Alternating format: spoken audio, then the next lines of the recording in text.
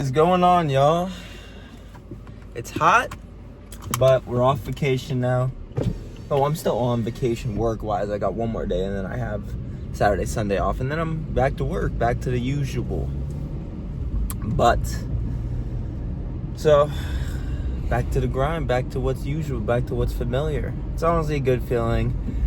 It was good to be on vacation, but my money is definitely hurting a little bit more, and I like getting back to my routine of things. I think being able to just relax, do your usual things, everything like that's great, right? You're able just to relax, take a chill pill. You don't have to work, right? You can do whatever, whenever, whatever you want.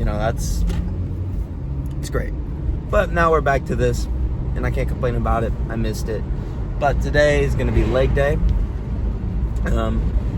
So we went to Myrtle Beach. It's in South Carolina.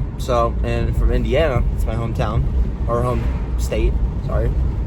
It's about a 12.5-hour drive. So, as you guys know, my back's still a little messed up, got way better, and then it didn't get worse, but it flared up again. So today, it's gonna be, there's no RDLs today. It's gonna be, it's gonna be a hip thrust, leg extension, hamstring curl, calf raise, maybe some abs. See how my back feels with that. It's like a 50% chance I do abs, but we'll just have to kind of see. But overall, I'm pretty excited to hit the gym today, man. It's always a good day when you're able to go to the gym. I mean, is that wrong? I don't think so. I love the gym, man. It's one of my favorite things to do. I'm obsessed, personally. But we'll kind of see how I want to do abs today. If I do them, I'll let you guys know. I don't know if I'll record them. I might record them, might not. You'll kind of just get to see if I do. But it's nice being back home. Not only because, like I said, the routine, I'm able to get, money from my job again, all the stuff like that. But also being able to be at my gym where I actually have the equipment I like to use. Because, don't get me wrong, I've been into hotel gyms that are great.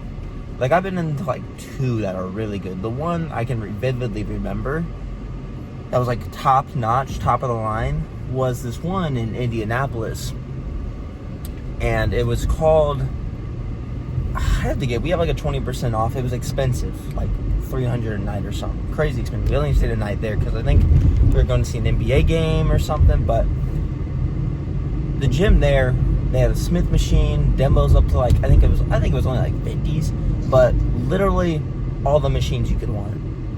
Just awesome machines.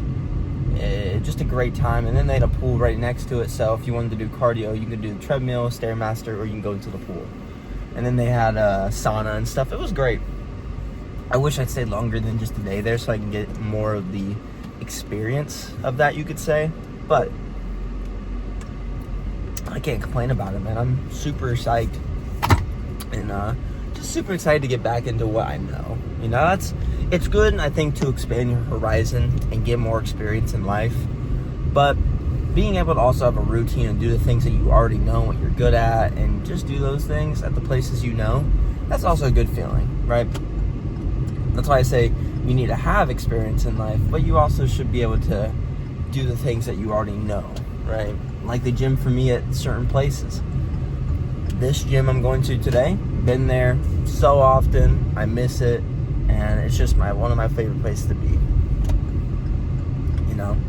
That's why I always say every guy should get into the gym, because I know guys personally, like myself, we like routine, we like that type of thing because we like efficiency, right? And the one thing about the gym is it helps you build that routine, and it allows you to do things around it too. You may be thinking, well, that just sounds tiring and a little bit frustrating to work around the gym. And it's not really working around the gym, because after this, I'm gonna go meal prep, right? And then I'm gonna go hang out with my friends.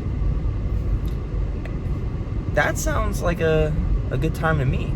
Hit some weights, get my testosterone boosting, you know what I'm saying? And then hang out with the bros I haven't seen in a couple weeks.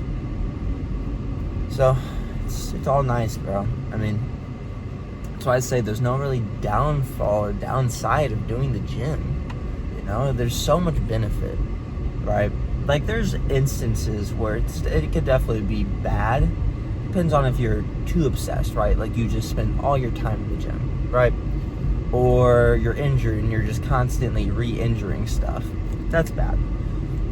But outside of those two reasons, I don't see a negative side of the gym. Now, this isn't including social media or that type of thing, right? Because social media and the gym, I think, are a little separate. You could definitely combine the two, but those build a toxic relationship. And then there's some people who use the gym as a toxic way of, like, toxic masculinity, you know, ego, all that kind of stuff, right? And I don't necessarily really believe in a whole lot of, like, toxic masculinity. There's definitely circumstances, but I think a lot of it is thrown out of proportion, and I think it's becoming better, right? But I definitely know, like, I believe if you go to the gym, you're naturally more disciplined than the average person, right? And I'm not saying that, you know, the average person isn't disciplined, but you have the physical results on you that showed you're disciplined, right? Compared to a guy who has to maybe explain it or show his bank account, something. If you can just walk around and show your discipline off, that's pretty cool in my opinion. You know, you get to walk around with the results that you worked for. You worked for those results. And in my opinion, that's one of the coolest things you could do.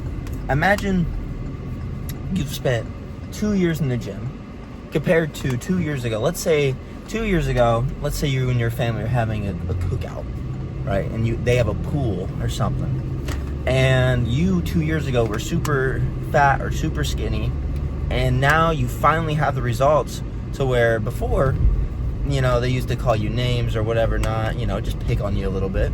Nothing like bullying or anything, but they used to call you skinny mini or whatever it is. And then now you take off your shirt and it's like, whoa, that's whoever. Wow, he's made crazy progress. That's a good accomplishment. Now, I'm not saying you should only work out for other people's viewings, like their compliments or something, you know, but it's a good part of it, you know, it makes you feel good. But that's, you know, if whatever compliments you're probably going to take, you're probably also going to take the bad, right? That's why you got to kind of just let them pass through. Because at first, I remember getting compliments, and I always used to, like, think about them all day. And if I get compliments now, I'm like, wow, that feels good. But it's like, you know, don't let one thing either make or break your day entirely, right? Don't let somebody's words make or break your day. Whether it's a compliment or backhanded compliment, whatever it is. Don't let people's words, you know, turn your day into a whatever not. But on terms of this leg day today, it's going to be consisting of leg extensions, hamstring curls, hip thrusts. Like I said, I've already told all you this, but I think the order it's going to go in, we're going to go hip thrust, hamstring curls, calf raises, hip thrust, hamstring curls, adductor machine, the sus machine, leg extension, and abs at the end. If I do abs. And if I don't, I don't. So, but cardio, 20 minutes to 30, depending on how many chest games I play. I've been doing fairly good in chest also, by the way. That is one thing I'm very happy about. I'm still low elo compared to, you know, YouTubers I watch like Gotham Chess and stuff. You know, but I'm getting better.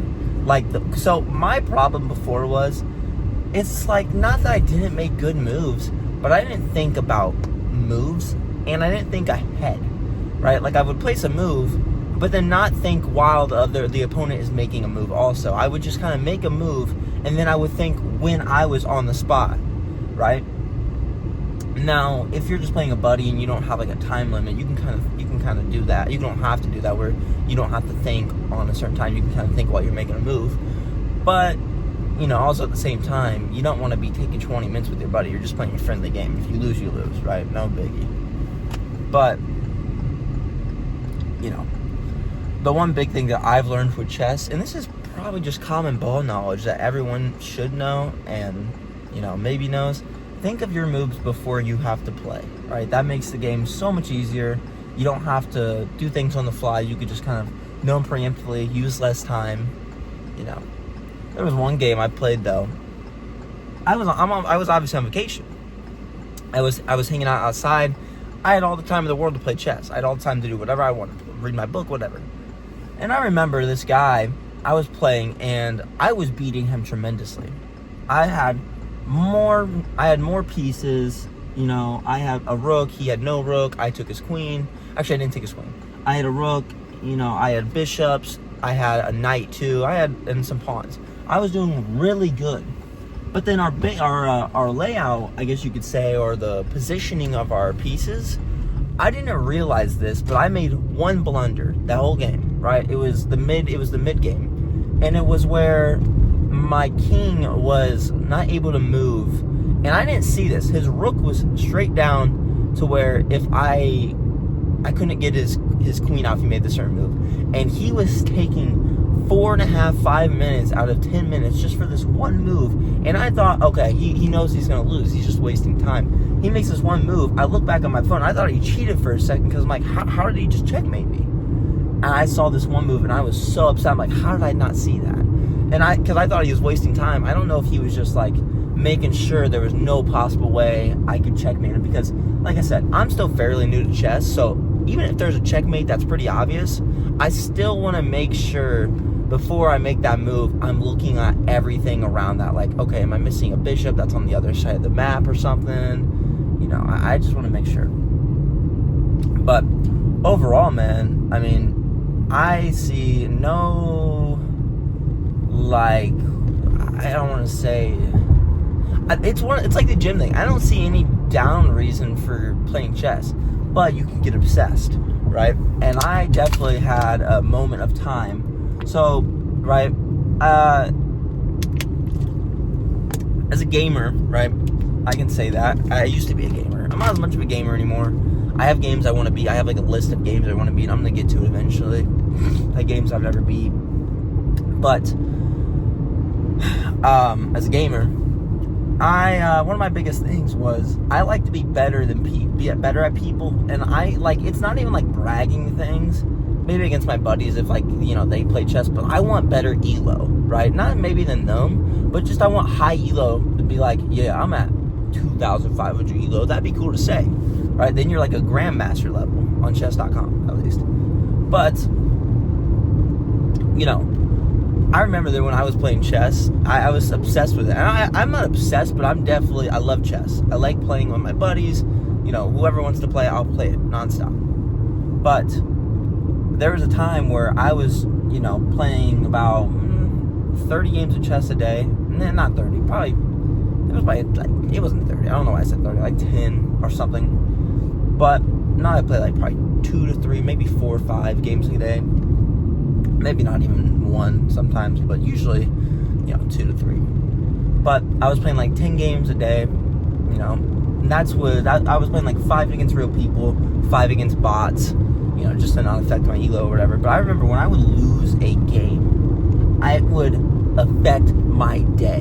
And that was such a bad feeling. I don't know if it's because I got personal with my elo or something, but there was a video I reacted about with Joe Bart. He was reacting to, like, the psychological, like, negative effects of competitive gaming. And chess is in it because your elo ranking and your elo, how it looks, can literally affect how you feel. And I felt that, dude.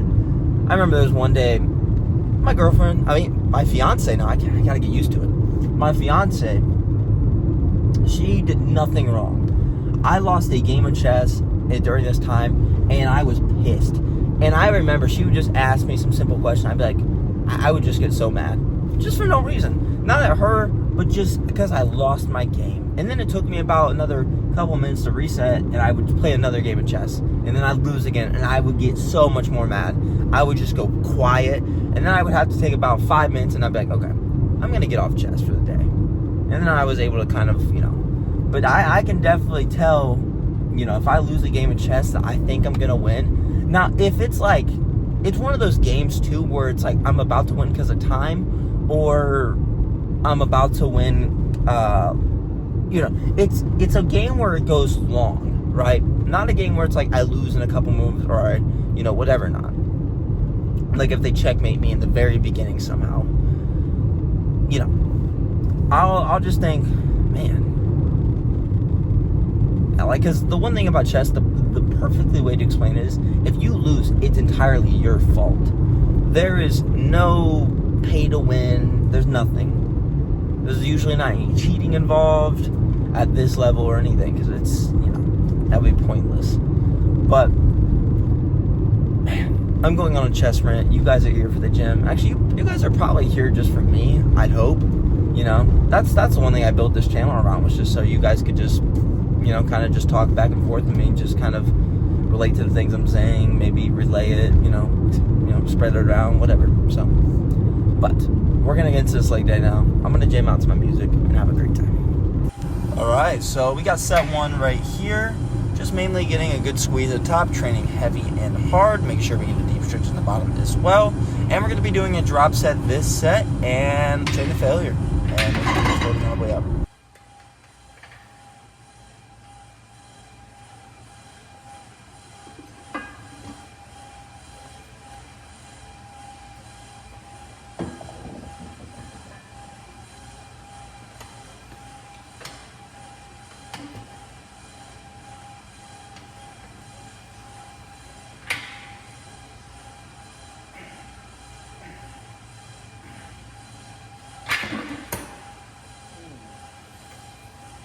Now we have set two right here, just a back ankle. And this I want to go a little lower. I did a little less reps too, but really just getting a really good squeeze at the top, as you can see right there, holding it for a few seconds, and then going down as far as we can to get a deep stretch possible. All right, now we have a hip thrust, and this is really going to just be focusing on the glutes. And I kind of messed up my back a little bit right here, not anything too much, just it's already flared up. And then this exercise didn't make it flare more, but it wanted to start doing it again, so I had to stop and only did one set today. But maybe I should have trained a little bit lower, but it's fine. So we just did one set, not to all out failure in this set, but if you're not injured or whatever not, train to failure and really just squeeze the top and go far down as possible comfortably.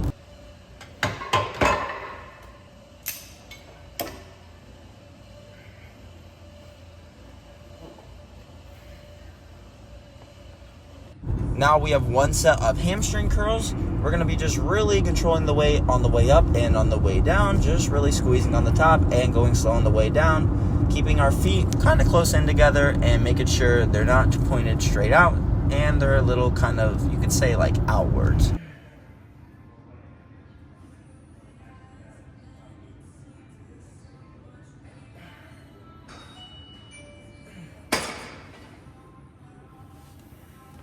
Now we're going to be working in the adductors, which is the inside part of our leg, and we're really just going to be squeezing on the inside, and leaning forward really makes it harder, by the way. So if you guys need to make it a little harder on yourself, do that. But if you're dealing with lower back issues, it can kind of make your lower back flare up like it did with mine. So I just had to do it straight up posture, chest high up, but make sure you're training hard and heavy, one set to failure.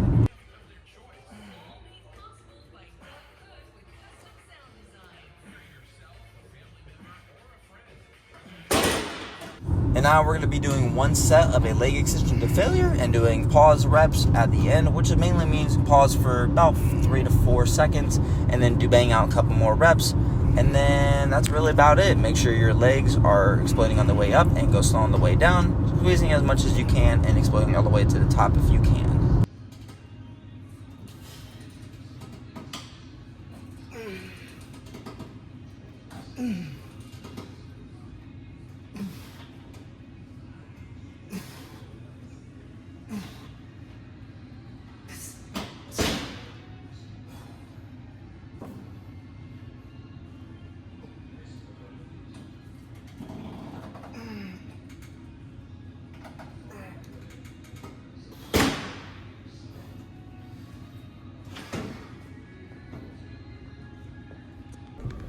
Howdy. Today's workout was a, not a miss, but definitely not a hit. I think I'm low carbed, and yeah, I'm definitely low carbed. I haven't had much to eat today. I had a Subway sandwich, and then right before the gym, I had a little pre-workout, which was a caffeine drink, and then intra-workout, and then before my pre-workout meal, it's not even a meal, I had grapes. Like, so my strength, my strength was definitely down today. Just, and then with my back, it just pissed me off even more. So it was a low set day, very low set day, especially for legs. Your legs can definitely handle more capacity, but if you're injured or anything, just do what is right for you. So,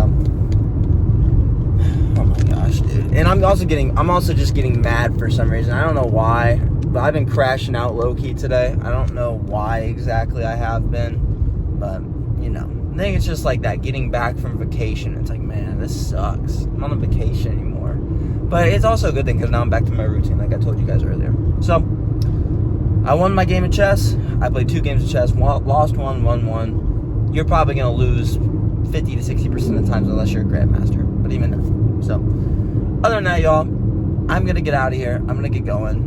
And I'll catch you guys later for more. See you tomorrow.